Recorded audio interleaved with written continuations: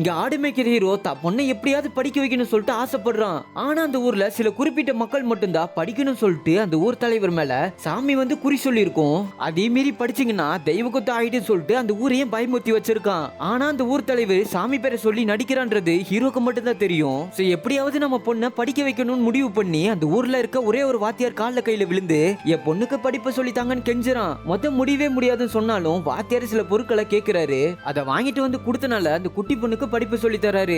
இப்ப இந்த குட்டி பொண்ணு கொஞ்சம் கொஞ்சமா படிக்க கத்துக்கிறா. அப்பன்னு பார்த்தா அந்த ஊர்ல கால்ற நோய் வந்து ஏகப்பட்ட பேர் இறந்து போறாங்க. இதனால கவர்மெண்ட்ல இருந்து அந்த நோயை பத்தி ஒரு நோட்டீஸ் கொடுத்திருப்பாங்க. ஆனா அந்த ஊர் மக்களுக்கு படிக்கவே தெரியாதுன்றதுனால அந்த ஊர் தலைவர் இதுமே ஒரு தெய்வ குத்தம் தான் சொல்லிட்டு மக்களை பயமுறுத்தி வச்சிடறான். இப்ப ஊர் மக்களுக்கு குட்டி பொண்ணு படிப்பு கத்துக்கிற விஷயம் தெரிஞ்சு ஹீரோ வீட்டுக்கு மக்கள் ரொம்ப கோபமா வராங்க. அப்ப அந்த குட்டி பொண்ணு கால்ற நோய் பத்தின நோட்டீஸை படிக்க ஆரம்பிக்கிறா. இத பாக்குற மக்களுக்கு இவ்வளவு நாள் ஊர் தலைவர் நம்மள முட்டாளாக்கி இருக்கான்றத தெரிஞ்சுக்கிறாங்க. எந்த கடவுள் பேர் சொல்லி ஏமாத்திட்டு இருந்தானோ அந்த கடவுளோட வேல் குத்தியே இறந்து போயிடுறான். இதுக்கப்புறம் அந்த ஊர்ல இருக்க எல்லா குழந்தைகளும் ஸ்கூலுக்கு போய் படிக்க ஆரம்பிச்சிடுறாங்க.